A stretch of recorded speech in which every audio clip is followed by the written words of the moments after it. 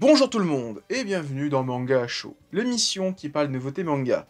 Aujourd'hui, on parle de Gachiakuta, donc préparez-vous à vivre dans une décharge. Il s'agit d'un manga écrit et dessiné par Kai Urana. La série a commencé en 2022 dans le Shonen Magazine de Kodansha et en France, Pika Édition a déjà sorti les 2 premiers tomes de la série. A savoir que la série est encore en cours au Japon avec déjà 6 tomes à son compteur. Résumé. Rudo est un membre de la peuplade qui a vécu toute sa vie dans le bidonville où sont parqués les descendants de criminels. Marginalisé et méprisé par les siens, il passe son temps à s'infiltrer dans les décharges pour récupérer les déchets encore utilisables et les revendre. Mais, un jour, il est accusé à tort du meurtre de son père adoptif et jeté dans l'abîme où sont envoyées toutes les ordures de la société. Gachiakuta, c'est le gros titre de cette fin de première moitié d'année. Ce mois de juin, ce mois d'avant Japan Expo, là c'est le gros titre pour Pika Édition de ce mois de juin, de cette fin de première moitié d'année, qui a eu le droit en plus à une exposition sur Paris autour du thème des ordures, parce que c'est un peu l'un des gros thèmes de Gachiakuta. Je vais être honnête, j'avais pas mal d'a priori sur le titre, et en lisant le premier tome, il y a certaines des craintes que j'avais qui se sont confirmées dans la série. Alors, j'ai tout de même pris le second tome, que j'ai bien apprécié, mais ça n'a pas été un kiff. Comprenez-moi bien, le manga est bien, mais ça me parle pas autant que d'autres séries. Alors, c'est sûrement le fait que, à la base, ça reste un shonen destiné à un public qui est beaucoup plus jeune que moi et que j'ai 30 ans, je suis un vieux con et forcément il y a des shonen qui me parlent un petit peu moins. Gachiakuta, ça en fait partie.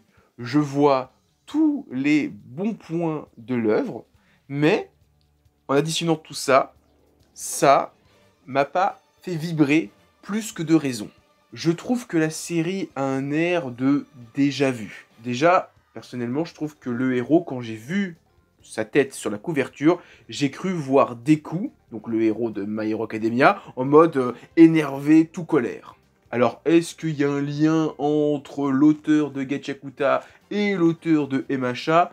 Je ne saurais dire. Dans une autre mesure, tout le début de l'histoire avec le héros qui va être accusé d'un crime qu'il n'a pas commis, c'est le début du manga Prisonnier Riku. Il y a tout de Prisonnier Riku dans ce premier chapitre. Il y a le bidonville, il y a le meurtre accusé à tort, et il y a même son père adoptif. Il y a tout.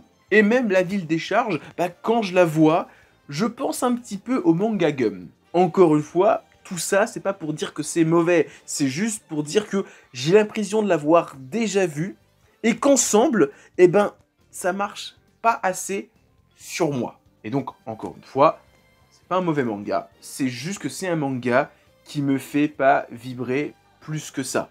On peut même rester sur le principe des pouvoirs qui me fait penser un petit peu à Shaman King avec le fait de mettre une âme dans un objet. Dans Gachiakuta, alors c'est un petit peu différent, c'est pas on prend l'esprit ou l'âme d'un mec défunt. Non, c'est plutôt quelque chose de plus spirituel, alors qui rappelle un petit peu les Tsukumogami, qui, alors, sans être un spécialiste du folklore japonais, pour faire simple, si on est attaché à un objet et qu'on en prend soin pendant des années, au bout de 100 ans, l'objet va devenir une divinité. C'est un petit peu le principe des Pokémon objets dans Pokémon. Et je trouve qu'à ce niveau-là, ça permet une certaine inventivité dans les armes des protagonistes. Genre, typiquement, l'un des personnages principaux, il se bat avec un parapluie. Je sais pas si vous pouvez envisager les techniques ou la manière de se battre qu'il pourrait avoir avec juste un parapluie. Pareil, il y a une fille qui apparaît dans le second tome qui se bat avec une paire de ciseaux. Vous imaginez comment on va se battre avec une paire de ciseaux? Ça, je suis assez curieux. Et alors, je vais faire une transition assez brutale avec encore une chose que j'aime beaucoup avec le manga, c'est le dessin. Alors, encore une fois, je trouve qu'il réinvente pas l'eau chaude parce que il y a dans le trait de l'auteur un petit peu de Atsushi Okubo. Pour ceux qui reconnaissent pas le prénom, c'est le mangaka du manga Soul Eater ou plus récemment Fire Force. Et je trouve qu'il y a un petit peu cet aspect très urbano, punk, dessin tag qu'on a dans Fire Force et Soul Eater. Genre, il y a même des personnages où quand tu les vois, tu te dis « Waouh, ça pourrait être un personnage de Soul Eater ou de Fire Force ». Tellement, je trouve que dans la manière de les représenter, ça fait très Atsushi Okubo. Avec aussi un petit peu d'autres auteurs que je pourrais citer, comme Koyo Koshi, l'auteur de My Hero Academia, parce que je trouve que le personnage principal ressemble un petit peu à Deku. Ça a tout de même une sacrée identité, avec en plus les personnages qui ont des armes pour se battre, qui sont complètement what the fuck. C'est, pour moi, l'aspect graphique, l'un des gros points forts de l'œuvre. En conclusion, Gachiakuta, en termes d'histoire pure, c'est pas une claque. Clairement, j'ai déjà lu des trucs similaires, mieux, moins bien, aussi bien. C'est voilà, je suis pas émerveillé par l'histoire. Alors, je suis émerveillé un petit peu par le principe du pouvoir de mettre une âme dans un objet et que les objets sont tout et n'importe quoi, un parapluie, un bâton, une paire de ciseaux. Ça, je trouve ça cool.